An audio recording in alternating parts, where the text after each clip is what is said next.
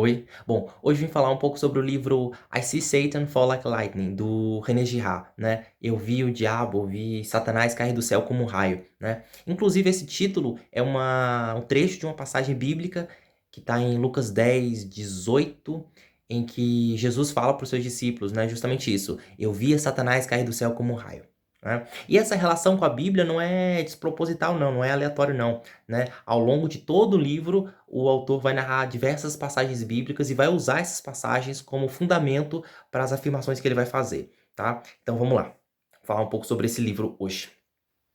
Bom, antes de começar propriamente o livro, eu queria falar sobre alguns conceitos que são muito comuns, que são muito repetidos em todas as, não só nesse livro, mas em todas as obras do René Girard, e que ele usa como fundamento, como base para suas ideias, e que é importante a gente já ter uma noção do seu significado para a gente não ficar muito perdido, tá? E, bom, talvez o principal conceito usado pelo René Girard seja o conceito do desejo mimético. E o que seria isso? O que seria esse desejo mimético?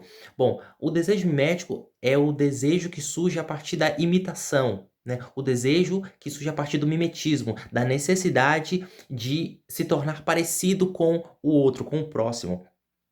O René Girard vai falar que é justamente esse desejo mimético responsável por erigir a sociedade, fazer o ser humano quem ele é, moldar as nossas vontades, os nossos sonhos, as nossas ambições, tudo que a gente é e boa parte do que nos faz humanos é responsável por toda a construção da civilização. Seria justamente esse desejo mimético, né?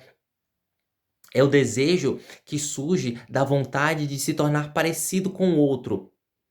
É quando você olha para o lado e você vê o seu próximo desejando algo e você absorve esse desejo para si mesmo e faz do desejo do próximo o seu próprio desejo.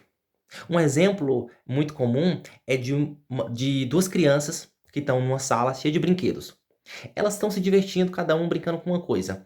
Mas a partir do momento que uma criança pega um brinquedo e começa a se divertir muito só com esse brinquedo e começa a não dar atenção para os outros e brincar e rir e se divertir com esse brinquedo, a outra criança vai olhar para essa primeira e vai ver no desejo que essa primeira criança tem com esse em relação a esse brinquedo e vai tentar absorver para si mesmo e vai fazer do desejo dessa primeira criança o seu próprio desejo. O que vai acontecer? Essa outra criança vai querer, entre todos os milhares de brinquedos da sala, qual que ela vai querer? Justamente o brinquedo que está na mão da primeira criança, porque ela viu naquele brinquedo um objeto de desejo, não pelas características intrínsecas do brinquedo em si, mas porque havia uma outra pessoa, um semelhante, desejando. Esse seria justamente o desejo mimético, o desejo que surge a partir da imitação. Tem vários outros exemplos, mas é basicamente isso, o desejo mimético. E a partir desse conceito surgem diversos outros, né, como derivações, como por exemplo, o contágio mimético, a violência mimética, ou então o contágio violento, a rivalidade mimética, o mecanismo da única vítima e talvez o segundo principal conceito girardiano, junto com o desejo mimético, que é o conceito do bode expiatório, que seria a consequência final do desejo mimético. Eu não vou falar muito sobre o bode expiatório aqui nesse vídeo, porque tem um outro livro do René Girard chamado justamente Bode Expiatório, em que ele vai aprofundar mais esse assunto, e eu pretendo ler futuramente, tá? Então, vamos lá. Bom, o livro começa com o autor falando um pouco sobre algumas passagens bíblicas, em especial do Antigo Testamento, das leis mosaicas, né? Ele começa falando sobre uma passagem de Levítico, Levítico 19, 18, em que é dito para nós amarmos nosso próximo como a nós mesmos, né? Uma passagem conhecida. E o René Girard, ele vai falar que esse mandamento nos ordena a nós amarmos nosso próximo como a nós mesmos, exatamente como a nós mesmos, justamente porque esses mandamentos de Deus seriam um remédio, uma resposta, uma forma de solucionar os problemas que seriam gerados a partir do desejo mimético. Por quê? Porque nós devemos amar o próximo exatamente como a nós mesmos. Porque se por um lado nós amarmos nosso próximo menos do que a nós mesmos, isso iria gerar, no fim das contas, ódio, inveja, ciúmes e todo tipo de ruindade nesse mundo. Uma vez que qualquer tipo de mal que a gente pudesse cometer contra o nosso próximo, seja fisicamente ou em pensamento, seria tido como contingente, como algo necessário, talvez, para se alcançar o bem maior. E qual seria o bem maior? A minha satisfação, uma vez que eu amo a mim mesmo mais do que aos outros. E no fim das contas, eu considero a mim mesmo como sendo superior às outras pessoas, tá? Se por outro lado, eu amar o próximo mais do que a mim mesmo, por mais difícil que isso seja, mas enfim, se eu amar o meu próximo mais do que a mim mesmo, o que acontece mais com relação a celebridades, famosos que a gente admira e tal, isso ia acabar desembocando na idolatria, né? Na ideia de que há um ser, que há alguém que é digno de tanta adoração ou devoção quanto Deus. Ainda que não seja de fato um ser divino, no fim das contas nós acabamos por divinizá-lo. E esse desejo mimético, né, esse conceito criado pelo René Girard, isso levaria, em última análise, né, no fim das contas, a uma guerra de todos contra todos. Por quê? Porque esse desejo que surge da imitação não tem limite, teoricamente. Então eu vou acabar desejando as coisas uns dos outros. Então, eu desejo a casa do meu vizinho. Eu desejo o carro do meu irmão. Eu desejo o cargo do meu chefe. Eu desejo o salário do meu colega. Eu desejo a esposa do meu amigo. Vejam, no fim das contas, isso iria criar uma bola de neve de desejo, onde eu vou desejar as coisas um do outro, as pessoas vão desejar as coisas um do outro e não haverá limites. E isso iria criar uma bola de neve de desejos, né? Onde as pessoas iam desejar as coisas uns dos outros. E sem uma lei para limitar esse desejo, para frear o desejo humano, esse desejo mimético, muitas dessas pessoas seriam capazes de cometer atrocidades e crimes para alcançar esses desejos. Então, a lei, no caso que ele se refere à lei mosaica, né? Os 10 mandamentos, surge justamente como esse freio para limitar as consequências desse desejo mimético. Por quê? Porque se eu amo o meu próximo como a mim mesmo, por mais que eu deseje o carro, a roupa, o salário que ele tem, eu não vou cometer um crime ou algo ruim contra ele, porque eu amo tanto quanto a mim mesmo. E quando essa lei não é obedecida, né, quando nós não amamos nosso próximo como a nós mesmos, né, exatamente como a nós mesmos, o que infelizmente acontece com muita frequência, nós acabamos por deixar esse desejo mimético nos guiar as nossas ações, as nossas decisões. E isso, em última análise, o René Girard vai falar que isso iria causar um colapso dentro de uma sociedade, um colapso interno. E para evitar esse colapso, essa destruição da sociedade, dessa comunidade, da civilização de um modo geral, a alternativa que surge é justamente a do bode expiatório. O bode expiatório é a alternativa que surge para evitar que esse desejo mimético, em última análise, destrua a sociedade. E o que seria basicamente o bode expiatório? O bode expiatório é a alternância, é a mudança. O que seria, em última análise, a guerra de todos contra todos, acaba se tornando na guerra de todos contra um. Esse é o conceito de bode expiatório. E ao invés dessa sociedade colapsar, né, porque os indivíduos odeiam-se mutuamente, né, eles desejam as coisas um do outro, eles se unem, escolhem um bode expiatório e se unem em um único objetivo, que é odiar aquele indivíduo. Mais para frente, o autor vai falar sobre os 10 mandamentos, né? Ele vai falar que, enquanto os primeiros mandamentos têm a ver com proibições específicas, como não roubar, não adulterar, não mentir, não dar falso testemunho, o último mandamento, o 10º, foca no desejo. Não desejarás a mulher do teu próximo, não desejarás isso, não desejarás o animal do teu próximo, não desejarás a casa, as riquezas, enfim. O décimo mandamento foca no desejo. Isso porque é justamente no desejo que vai surgir a vontade de praticar todo tipo de mal. Ou seja, segundo o autor, esse 10º mandamento proíbe as pessoas de desejarem as coisas do seu próximo, porque isso vai servir justamente como um remédio, como uma solução para resolver o principal problema de uma comunidade humana, que é a violência interna. Mais para frente, o autor vai falar sobre Jesus e o desejo mimético e como o desejo mimético se relaciona com os evangelhos, tá? Ele vai falar que quando Jesus veio à Terra, ele nos chamou para imitarmos ele. Por quê? Porque fazendo isso, né, ou seja, não olhando nem para a direita nem para a esquerda, mas observando somente a Jesus, seguindo somente a Jesus, nós estaríamos evitando o desejo mimético de ser projetado nas outras pessoas, no nosso próximo. Nós estaríamos evitando de desejar as coisas do nosso próximo. Olhando somente para Jesus, nós desejaríamos apenas Ele e as coisas que Ele deseja. No fim das contas, é isso. O chamado de Jesus, segundo o autor, é que nós desejemos as mesmas coisas que Jesus deseja. E o que Jesus deseja? Fazer a vontade do Pai. E é isso que também Jesus quer de nós, que nós também obedeçamos a Deus, ao Pai. Ou seja, no fim das contas, quando nós olhamos para Jesus e seguimos Ele, obedecemos Ele, nós desejamos as coisas que Jesus deseja, que é fazer a vontade do Pai. Ou seja, fazemos da vontade de Jesus a nossa própria vontade, e assim nós desejamos também nos aproximarmos mais de Deus. Ou seja, aqui, nesse sentido, o desejo mimético foi usado para algo bom, para nós imitarmos a Jesus. E imitarmos o desejo de Jesus, que é de fazer a vontade de Deus, fazer com que nós também desejamos fazer a vontade do Pai.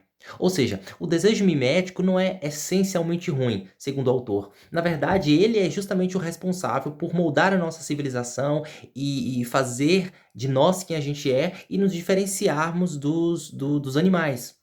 O autor vai falar também sobre o momento da crucificação de Jesus e um pouquinho antes da crucificação também. Ele vai dar o exemplo de Pedro, né? Por exemplo, Pedro negou a Jesus 3 vezes.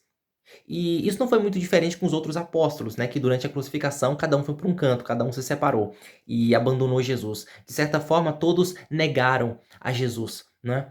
E muitos tentam explicar esse acontecimento, né, de Pedro negar a Jesus 3 vezes, simplesmente pelo temperamento de Pedro, por ele ter um temperamento mais forte, né? Ser mais esquentado e tudo mais. Mas, na verdade, essa cena diz respeito a cada um de nós. Naquela situação, até o mais calmo de nós também teria negado a Jesus.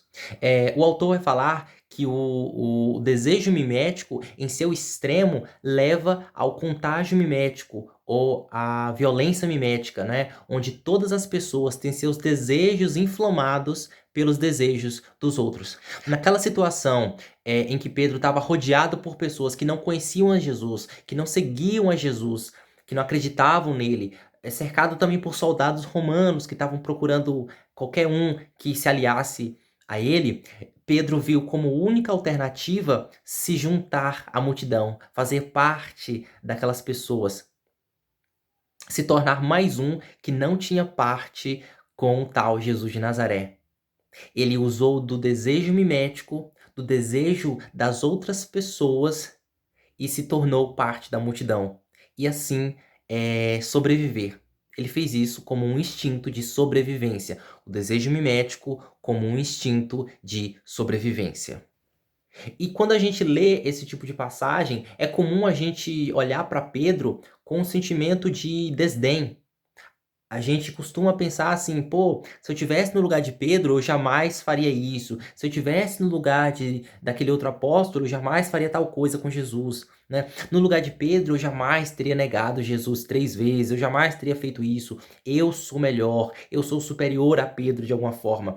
E o autor vai falar que esse é um erro que a gente comete e que foi cometido ao longo de toda a história, que é achar que os seus antepassados eram inferiores a eles.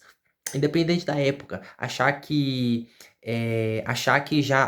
já superaram os seus pais, os seus antecessores, os seus antepassados. E nesse trecho aqui, tem uma frase que o René Girard fala, que eu gostei bastante, até anotei aqui, que é a seguinte: ele fala que os filhos tendem a repetir os mesmos erros, os mesmos crimes dos pais, justamente porque eles acreditam que são moralmente superiores a ele. Mais pra frente, o autor vai falar sobre aquela cena lá de Pilatos lavando suas mãos na condenação de Jesus. Ele vai falar que essa cena não é para mostrar a superioridade dos romanos em relação aos judeus. Não, nada disso. Mas ela serve para mostrar que mesmo a maior autoridade ali não tinha poder. Ela sucumbe frente ao contágio mimético, com todas aquelas pessoas gritando, e desejando a mesma coisa, né, gritando: "Crucifica, crucifica", ele não tem o que fazer. Para evitar a guerra de todos contra todos, Pilatos aprova a guerra de todos contra um. No fim das contas, Pedro e Pilatos cometeram os dois o mesmo erro, que foi abandonar Jesus e deixá-lo ser condenado. A única diferença é que Pedro se arrependeu de seus pecados e voltou para Jesus. Já Pilatos, no fim das contas, lavou as suas mãos, como se ele estivesse isento, como se ele estivesse limpo de qualquer pecado. Mais do que isso, como se ele fosse capaz de limpar a si mesmo. Mais para frente, o autor vai fazer uma relação entre as mitologias e o evangelho, vai comparar os dois, as semelhanças e diferenças, né, entre cada um. Ele vai dar o exemplo do mito de Édipo, né, da história de Édipo, e a história de José, José do Egito, né, da Bíblia. E ele vai falar como dois personagens que sofrem boa parte da história e como elas são narradas de formas tão diferentes, mesmo com personagens assim, bastante semelhantes, né? Na história de Édipo, ele é visto quase que como um vilão, ou seja, os atos da população contra ele, contra Édipo, são sempre justificados, são sempre atos necessários para se alcançar um bem maior. Já na história de José, tudo que ele sofre, a expulsão, as mentiras, as falsas acusações, enfim, a prisão, tudo que ele sofre é implicitamente condenado pelo autor. Nas mitologias, a vítima está sempre errada e seus perseguidores estão sempre certos. A vítima é a única responsável pelo grande mal que assola a cidade, a comunidade, o país, e a sua expulsão ou a sua condenação é o único meio de trazer de volta aquela paz que outrora reinava. Logo, os atos da população, dos seus perseguidores contra essa vítima são sempre justificados. Na história bíblica é exatamente o oposto. A história de José nos mostra que o perdão é a única coisa capaz de frear, capaz de parar esse ciclo de violência causado por essa rivalidade mimética que teve início com a inveja sentida pelos seus irmãos.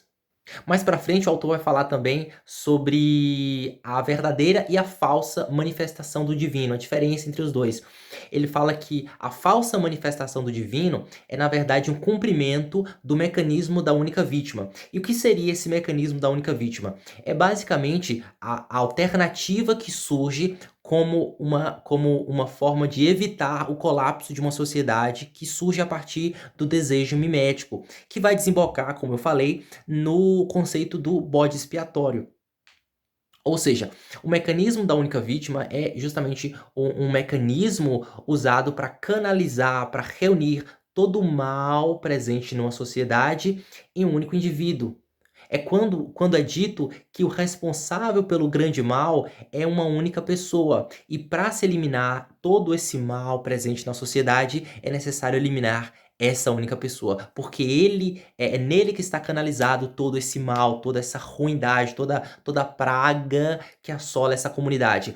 Esse seria o mecanismo da única vítima. Então, para eliminar um mal na falsa manifestação do divino, para eliminar o mal, é necessário um outro mal. Um mal justificável, um mal necessário. Já a verdadeira manifestação do divino destrói todas essas ilusões míticas e revela o contágio violento ou o contágio mimético, né? Esse contágio das pessoas desejarem as coisas uns dos outros. Esse desejo que envenena a sociedade e a destrói por dentro.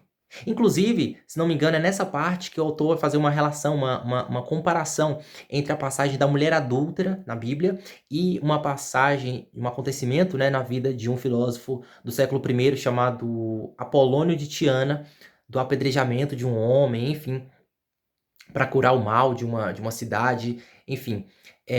Eu não vou falar aqui nesse vídeo, eu vou fazer um vídeo especial só sobre essa comparação que o autor fez, que eu achei bem interessante, tá? Então, vou deixar um vídeo à parte sobre isso. O autor vai falar também que a forma como as pessoas enxergam os cristãos hoje em dia é mais ou menos a mesma que os romanos e gentios e judeus que não criam em Jesus antigamente, né? Eles veem como loucura nós apoiarmos a nossa fé e termos como a nossa mais célebre vitória a cruz, a condenação do nosso líder. Como nós podemos adorar, como nós podemos nos alegrar e sempre nos lembrarmos do momento mais triste, mais doloroso do nosso líder, que foi a crucificação. Como podemos olhar para a cruz como um sinal de vitória, né? Inclusive tem até um capítulo que ele dedica sobre isso, que tem o título O Triunfo da Cruz, em que ele fala sobre isso. E hoje em dia, os ateus e céticos acabam vendo mais ou menos da mesma forma, como uma simples muleta na qual nos apegamos, né? Uma crença arcaica de uma outra cultura que não tem nada a ver com a gente. Enfim, eles não conseguem entender o poder da cruz, exatamente como os romanos há 2000 anos atrás. E por fim, o autor vai falar sobre o bode expiatório, né? O conceito de bode expiatório. Ele vai dar um pouco mais de detalhes sobre isso. Ele vai falar que é um conceito que perpassa as culturas e é uma consequência inevitável do desejo mimético, ou da rivalidade mimética, né? É uma alternativa que surge a partir do mecanismo da única vítima. Então, por exemplo, um homem é humilhado no trabalho. O que ele faz?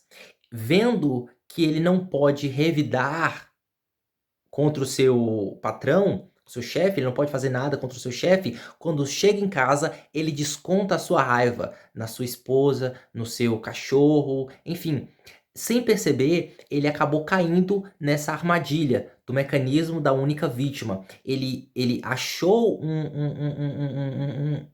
um indivíduo que ele podia usar de vítima, digamos, seu cachorro, e usou ele como bode expiatório para depositar, para canalizar todo o seu descontentamento, como se esse cachorro que ele tem, ou a sua esposa, fosse o responsável, ou a responsável pelo grande mal que o aflige, pelo seu descontentamento.